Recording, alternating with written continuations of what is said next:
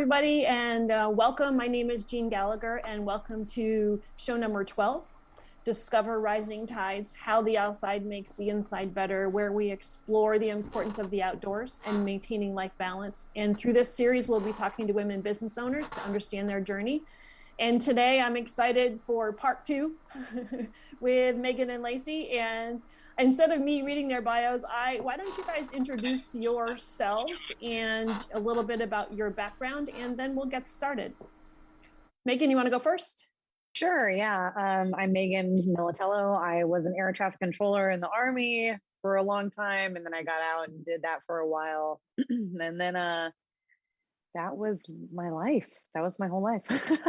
And then everything changed. And now we've been doing Elevated Oats. It's a granola company here in Anchorage, Alaska, with my best friend from the Army, which is super cool. And yeah, that's me. Lacey, your turn. Okay, I'm Lacey Ernandes. I am the Chief Creative Officer at Elevated Oats. I also served in the Army. I did almost 10 years, and I was an air traffic controller as well. Right now, I live in North Carolina, and I'm actually a military spouse as well. My husband has just less than 2 years before he retires. That's fantastic. And so again, thank you for both your service too.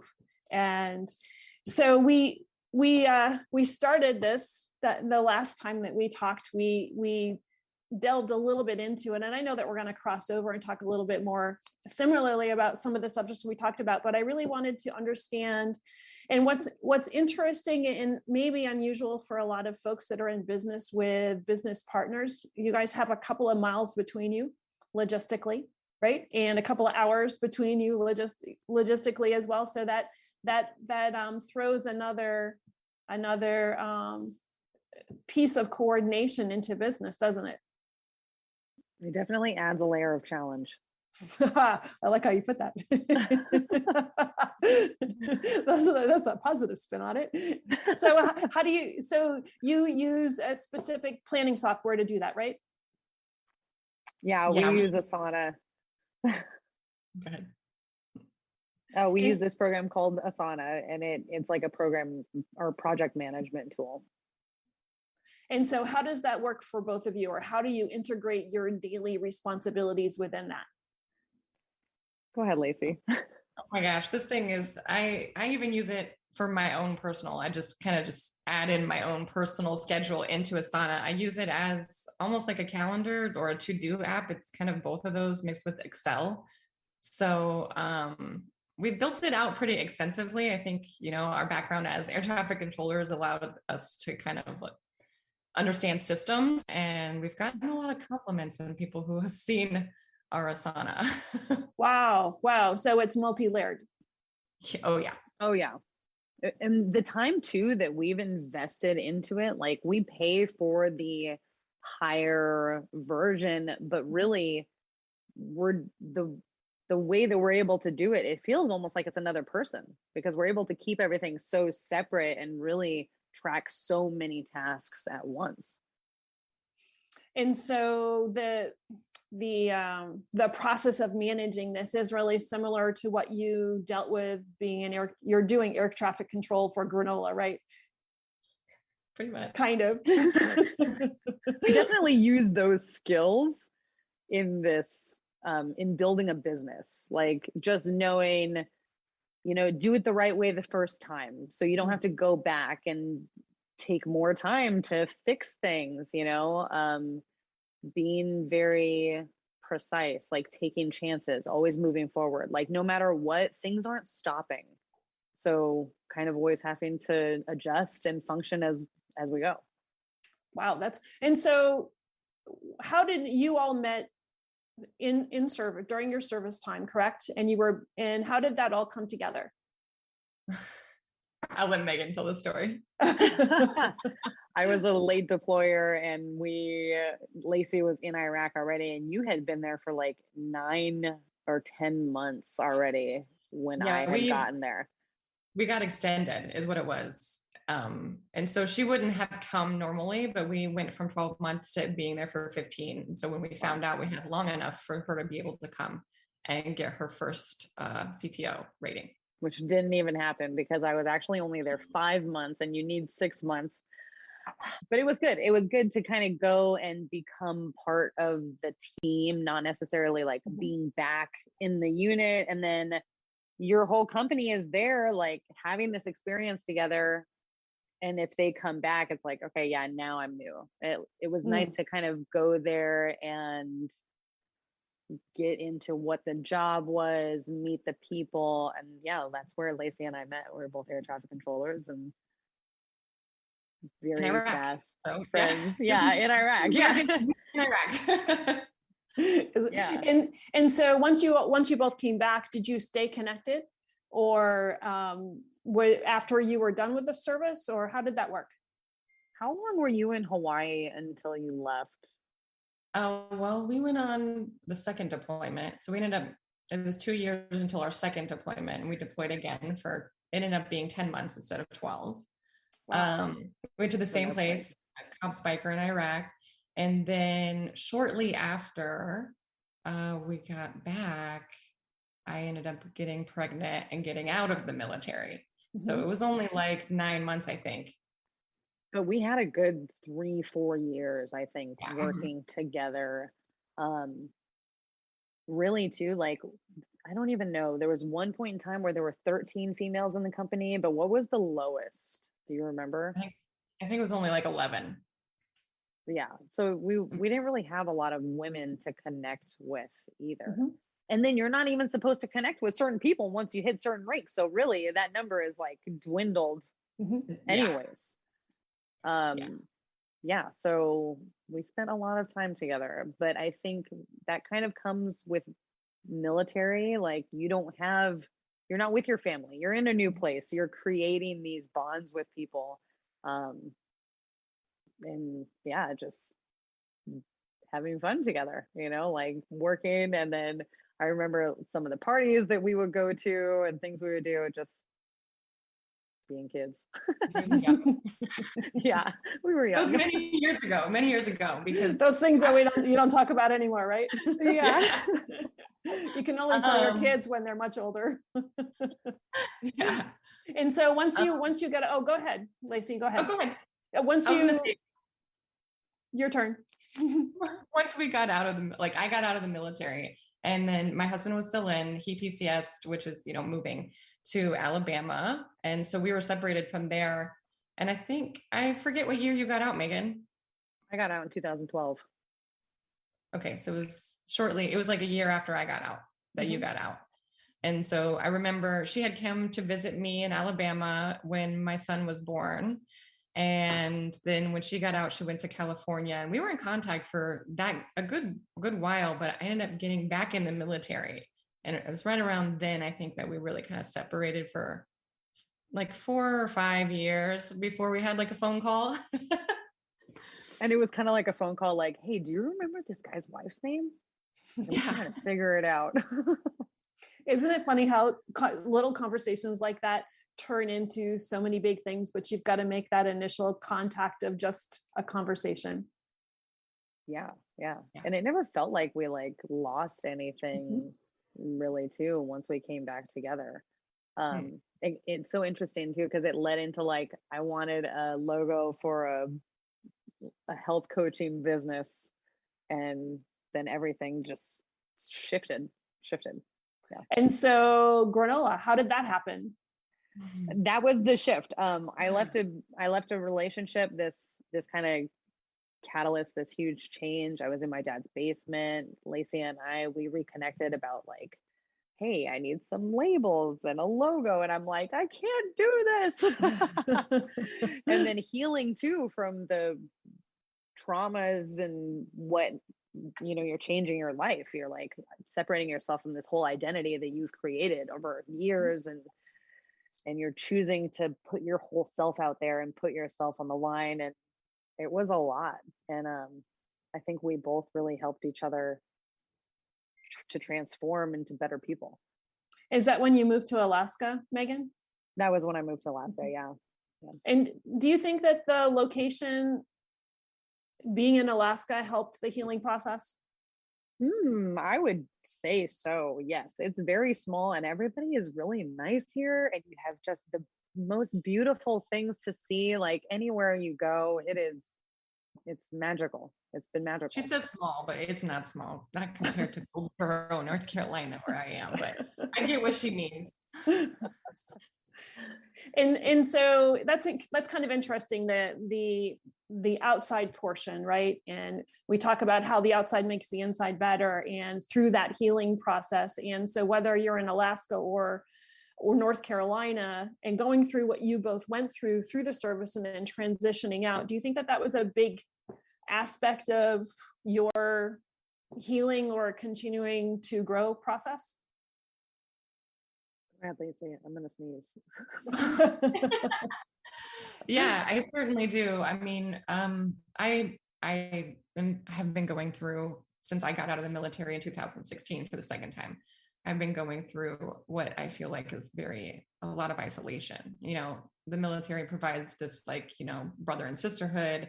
And then when you leave and you get out, and I don't know anybody because I'm a military spouse, Mm-hmm. your thoughts can start to take a turn. And so, you know, when Megan and I reconnected, it was a lot of healing. You know, it was that community again. And, you know, she's really taught me that you can build that community yourself. You don't have to wait around for it to come to find you. And I would also think it would also help because you guys have such a deep connection and so many commonalities that there's a lot of explaining that you don't have to do, right? One understands where the other one's at. We speak each other's language, and I think we both know where we're at in our healing process and the things that we're going through, and being there and being supportive and holding space and like really being a great friend to the other person, you know. And then we just happen to also work together, and so building that bond and relationship like helps us with communicating better or understanding each other's boundaries or where we're at or how things are affecting us. And there's always that challenge of being in business and being friends, or being friends in business, right? And Lacey, huh? I think I put Megan through so much this year. I have definitely have some commitment issues.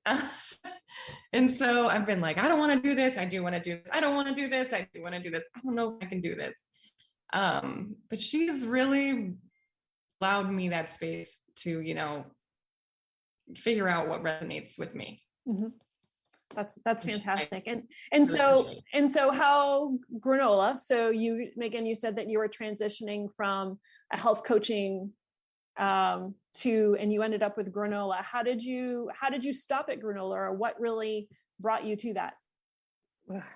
I had this thought. I wanted to help people be healthier. Ultimately, I'm like, I want you to just take better care of yourself. Like, think about what you're putting in your body.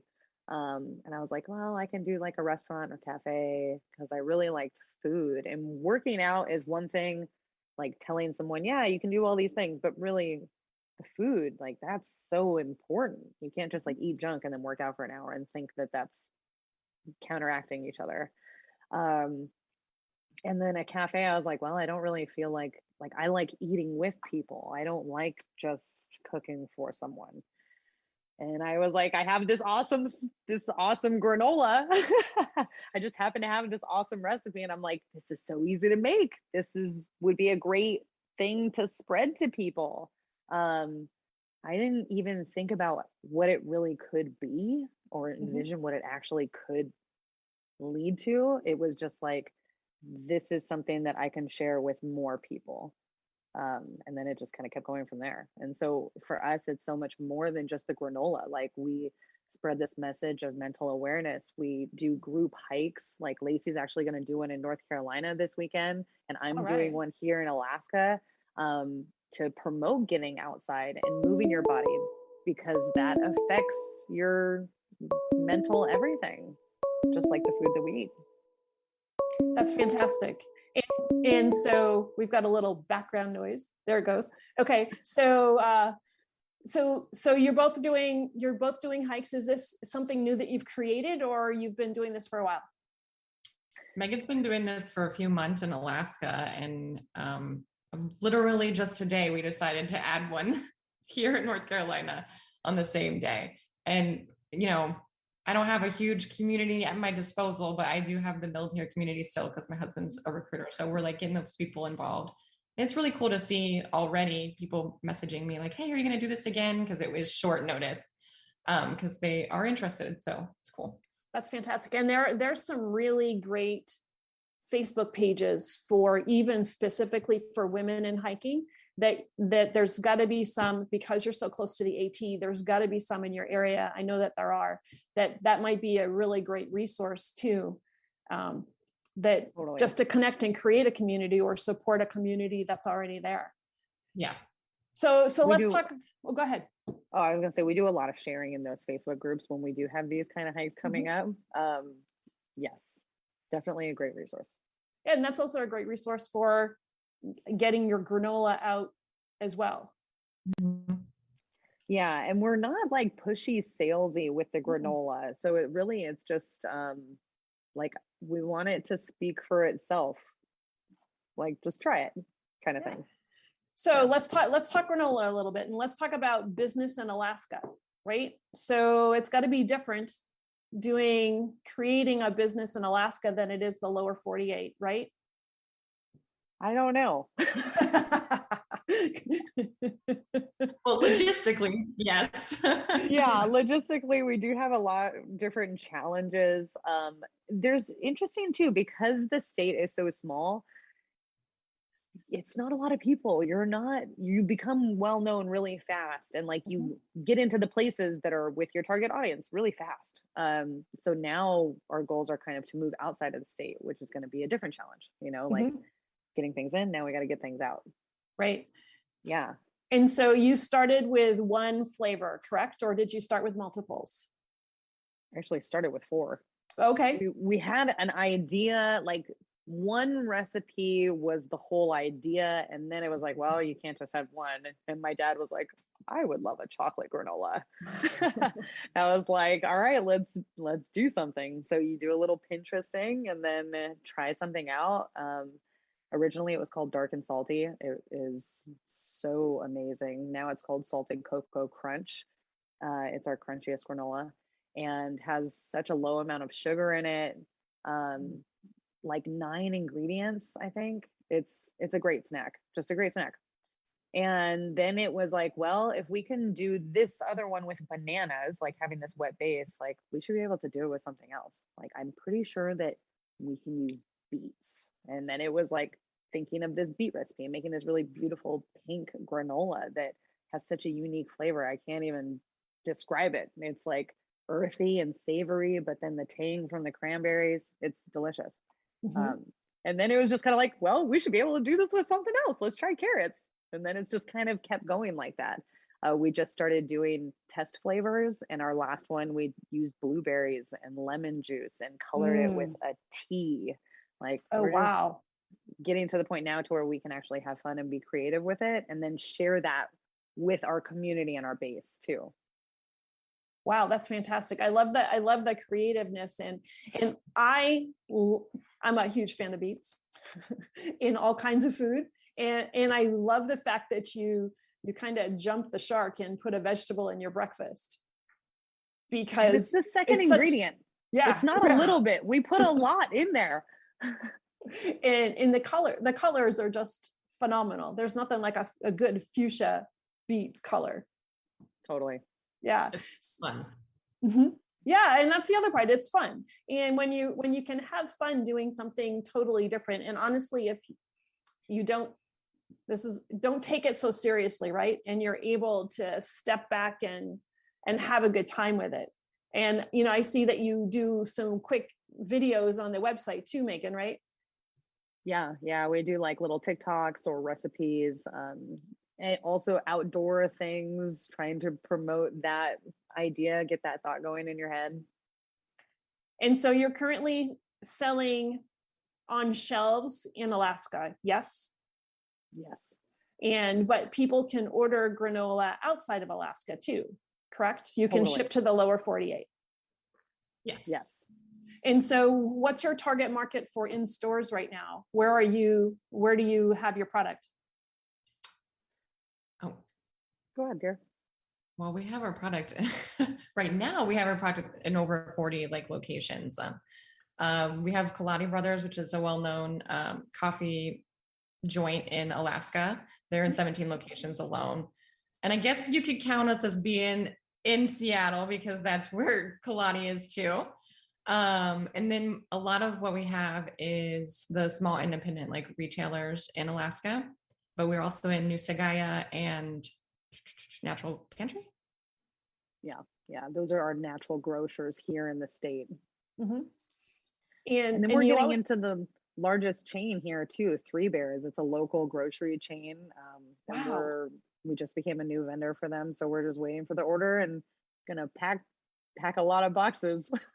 That's fantastic. So when did you start Elevated Oats? The whole thing was kind of conceived in August 2019 and then got the lease on the factory January 1st, 2020. So it just kind of happened so fast and like kept running with it so fast. And we were selling wholesale and online by April of 2020, right? So really COVID. Yeah. We didn't know that's COVID was going amazing. to happen. And then it happened. Yeah.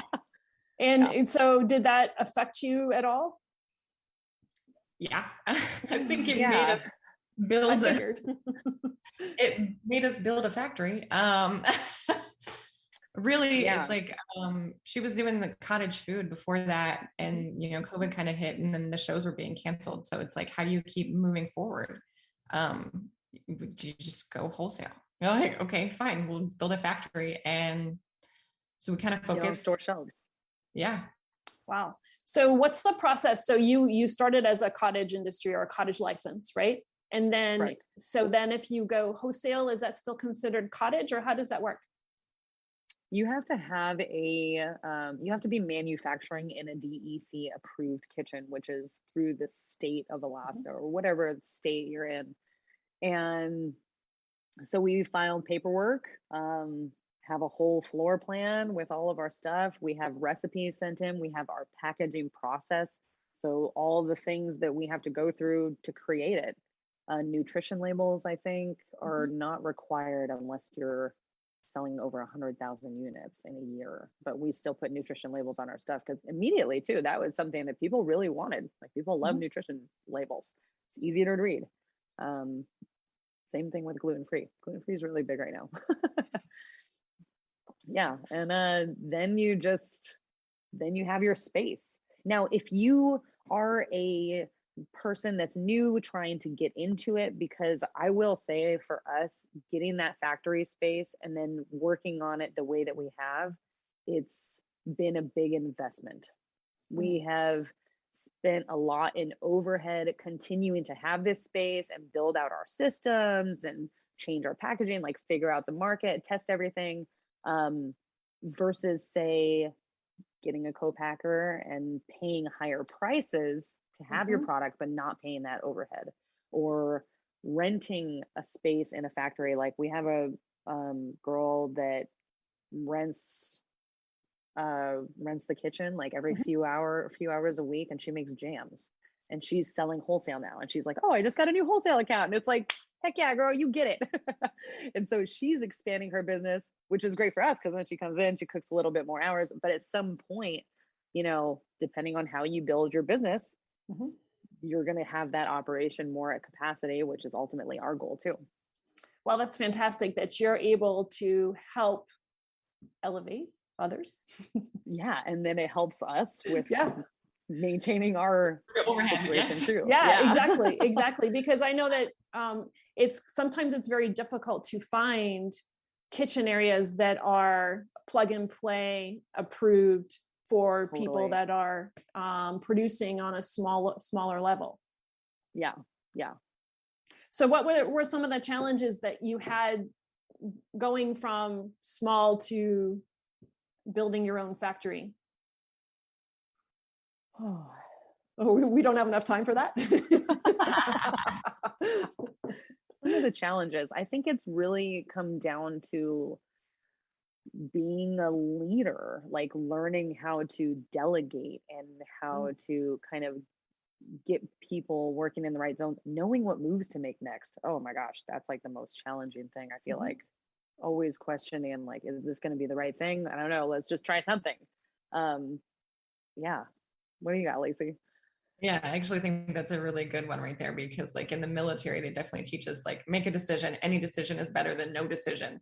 And that's like really helped, I think, with the entrepreneurial journey, because a lot of people say, you know, air traffic control is like, oh, it's one of the most stressful jobs. I think entrepreneur needs to be higher than no one prepared me for that. It's like falling forward, right? You have to do an action, because otherwise you have inaction. But if you're falling, at least you're falling forward and doing something, and you're going to learn from that too. Totally. Just get comfortable being uncomfortable. Yeah. Yeah. Exactly. And so have your product lines where your packaging has changed over time too, right? Yeah. What's fun about that though, let me say, because Lacey designs all of our packaging, and we've changed it really fast. Like we haven't been around very long, but when you have someone in-house like that, we can make these changes, and we take all the things that we've learned and we're just like, oh my gosh, this is how to talk to these people, like to our people. This is what they want. You know, this is what they don't see. Going and getting in front of people and being like, oh, they can't tell that it's gluten-free, or they're always looking at this part of the bag, or whatever it is. Just kind of trying to see how people interact with what we're giving them.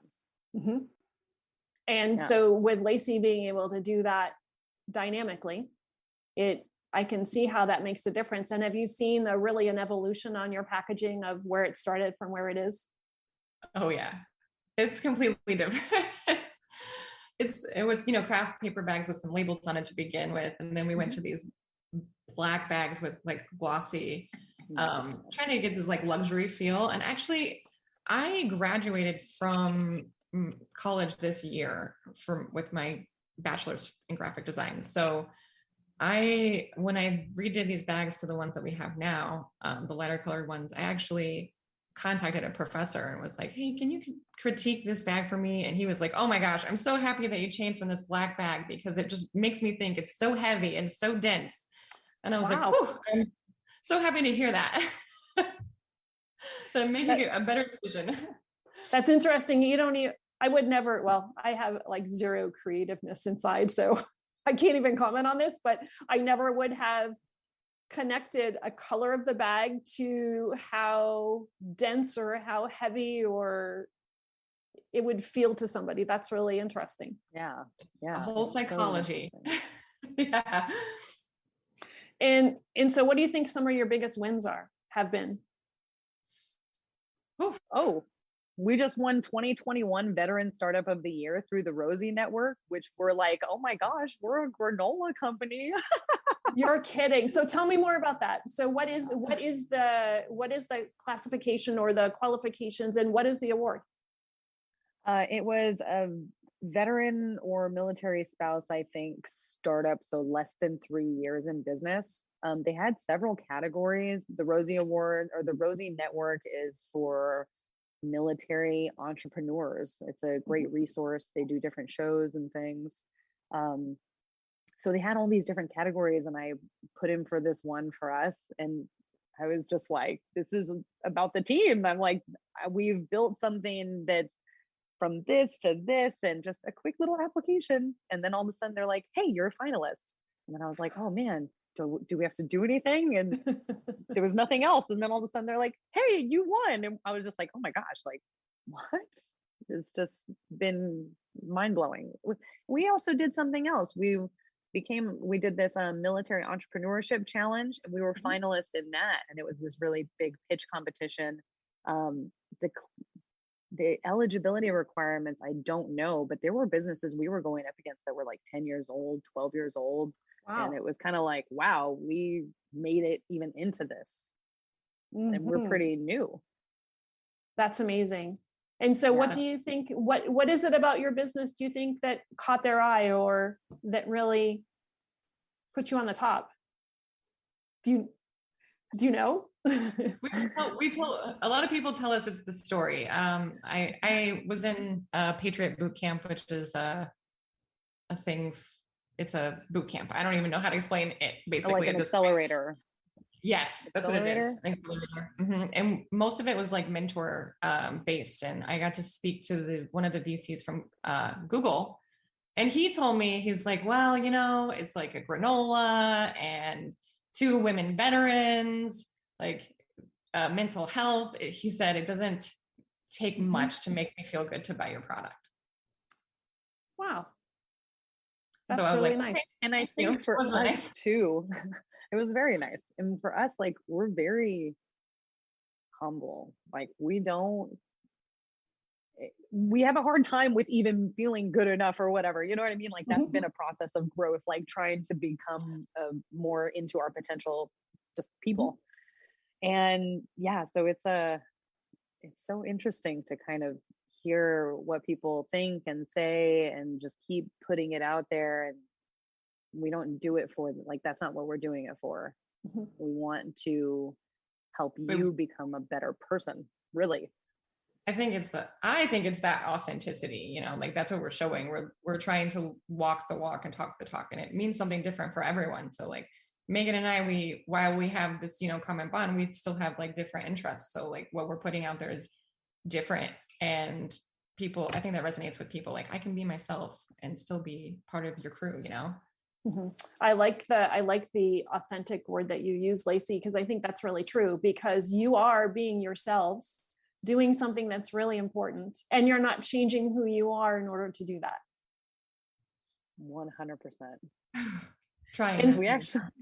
We actually do certain things where we're like, we're going to make sure that we do this so that we're not kind of going in that same conditioning route that we Mhm. would have done in the past. Yeah. And so tell me, you mentioned the last time we talked, the entrepreneurial circle In Alaska. In Alaska. So tell me, what is that? It's just a tight knit community here. It's since it's a small town, like, I would say not a lot of people are doing things, but that's all perception, right? So the people that are doing things know the people that are doing things, Mhm. and everybody kind of helps each other out. Like you're on the forefront of their mind. Oh yeah, I think this person needs one of these or whatever. Very sharing and Mhm. Supportive. yeah, I think totally. from the outside perspective, it definitely seems to me like they really care about their community, you know, like I remember growing up and my mom would be like talking about the richies or, you know, the popular people. And what I didn't realize, you know, like as a kid's perspective, like why she's like talking like that. But at the end of the day, it was jealousy. And what I understand now from that community there is that like the richies or the popular people are the people who make your community run. Like that's why their name is everywhere, because they're the business owners. They're the ones looking out for each other, making that economy grow. Involved. Mhm. Yeah, in every time you say Alaska and small in the same sentence, it makes me laugh because Alaska is so big, but I can understand that small town feel to even Anchorage, right? Even a larger city, because it is so supportive of each other. That's unique. Do you think that being in Alaska has actually helped your business grow more than if you were still in California or doing this in North Carolina? I personally, I do think so. I think that we've been able to build a very solid brand and grassroots kind of base here. California, for me, in my head, it would be very cluttered. Like you're trying to fight through the competition. With us in Alaska, like we don't even have granola competition locally. So we're kind of already a step ahead, which is great. And then it's just like, how do we get bigger than Alaska? Like that's kind of been the focus. Cluttered. That's an interesting analogy. I really like it because I can understand how if you're in a an area that allows growth, and rather than you're able to be who you are and develop your, like you said, develop your brand, versus being in competition from day one with so many people. Your brand doesn't have a chance to evolve like it's supposed to, if that makes sense. I'm not a marketer and I don't play one on TV, but that's what I feel. It's definitely been a lot easier to, cut through the noise, I think. Yes, exactly. Yeah, that's really fantastic. So what's next? You have lots of space in your warehouse to allow growth, right? Or your factory, or wherever. We're building shelves. We've been building extra shelves.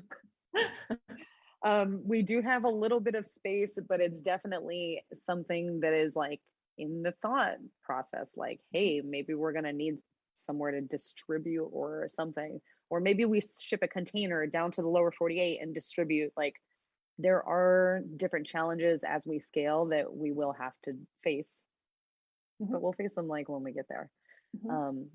The next thing we have going on is 2 wholesale shows. We have one here in Alaska that's like for gifts specifically, but we have a really big one coming up. It's the Natural Product Expo West in Anaheim, California in March. And that's going to have like 60,000 attendees, which is projected. And that's with COVID. Like, normally they have 90,000 attendees. Wow. It's all business to business. This is where Bob's Bread Mill really was seen for the first time. And I think that we're going to make a big splash there. Wow. That's exciting. So how do you prep for that? We talk to a lot of people. We're calling people. We're like, hey, do you know anybody that's been to this show? And then what do you think? What do you deal with? Just gaining knowledge so that we can be as prepared as possible going into it. And so how much product, what do you produce on a regular basis right now? That's a good question. Well, we just switched from like 6-ounce bags to 8-ounce bags. So it's kind of like hard when we say units, it's kind of hard to distinguish right now what the unit is technically. How much granola do we bake, Yeah, we're baking hundreds of pounds, definitely, of granola. I mean, we're to the point to where we get orders we got a 50-pound order of bulk granola. So not just in bags, like we have these other ways that we sell granola too, to like local businesses that say serve it at their hotel or something. I can give you a rough estimate. We think that we can make about 2,500 units a day right now. We're making about 1,250 a month right now. We have capacity to grow here. Wow, that's fantastic. We have a lot of capacity to grow. That's fantastic, because for lots of small businesses, being able to start to expand your production can be a showstopper. Yeah, we actually know people that are in the position where they have back orders for weeks, like 5-6 weeks, and I'm just like, I want us to be in a pinch. Let us hire someone else. You know what I mean? Like, I would like it to be more of that flowing machine. It's just about balancing everything out. Yeah. One of those, be careful what you wish for, because you'll be doing that and go, right? Wow, it was so good when we were. Totally. Yeah. And so there's plenty of room for growth, right? And so you're able to do individual bags for personal use, or doing bulk for, like you said, for hotels or restaurants or whatever that happens to be. So that really gets you into all kinds of different markets.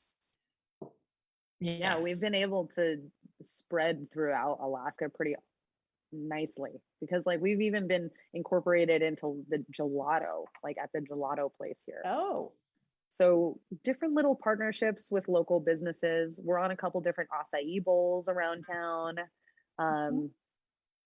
Yeah, it's nice. That's the part where everybody's helping everybody else. We're promoting their local businesses, and then they're promoting our local business. And that supportive community also must help you develop new product too, because you can see how your product interacts with somebody else's product. And so that gives you an extra platform or creative piece to be say, gee, I wonder if we did it this way, would it go with this thing? Totally.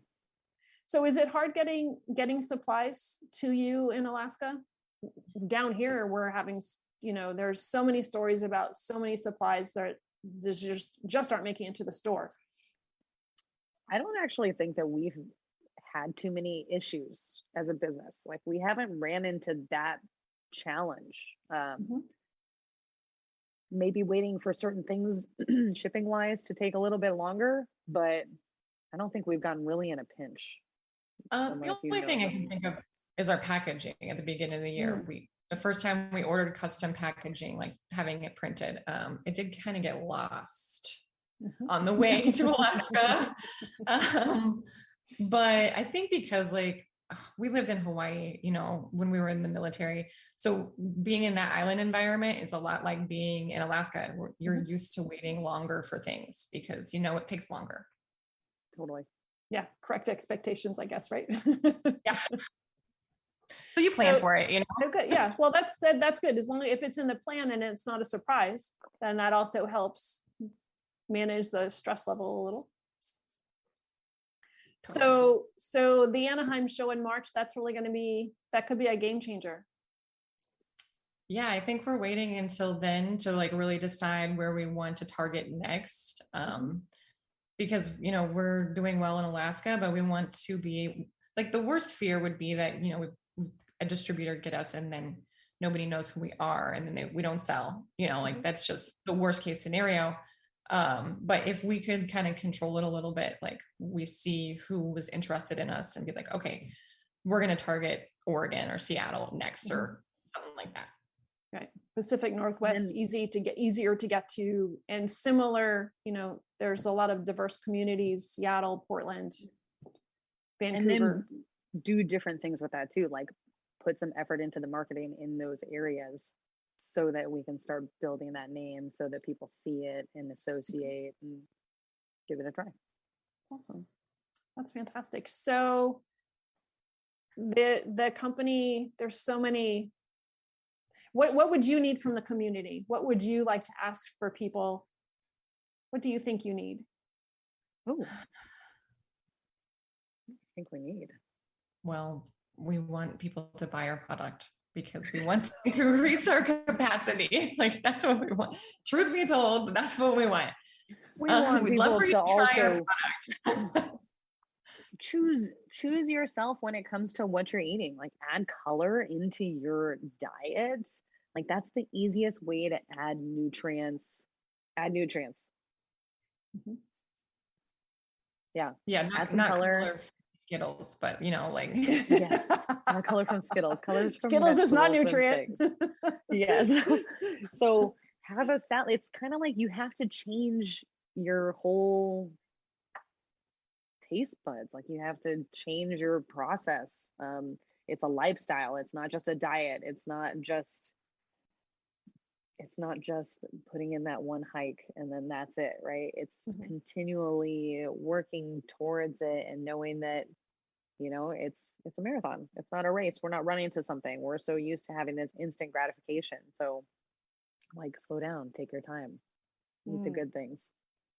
That's wonderful. And so where do people find your product? You can find us online at elevatedoats.com, which is super easy. We have a subscription-based program there too. It's our granola club. That's where we do our test flavors, where we're coming out with a new flavor every quarter. So right now is lemon berry muffin.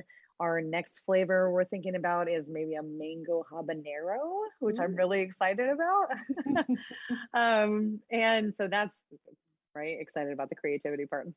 And you can also find us in locations throughout Alaska and hopefully like locations wherever you're at. And if you think that there's a location that would fit Elevated Oats, yeah, let us know. Like we would love to try talking to them and getting it out there more. Wonderful. Thank you. Thank you so much. Thank you for part 2. I was really excited when we talked for part 1, and I know that there's so much we didn't get to. So part 2 Yes. I would love to add a milestone that I thought of. Yes, please. We actually just had our first employee's 1-year anniversary yesterday. Wow. Yes, so that was Congratulations. very exciting. I'm just like, oh my gosh, it's been a year. That kind of like was like, oh my gosh, it's been so like, I can't believe the time just flies by. Yeah, so very exciting. That's wonderful. That's wonderful. Thanks. Thank you so much for your time today. And thanks so much for sharing your stories. And I appreciate it. It's been wonderful talking with you both. Yeah, thank you Thanks, for having us.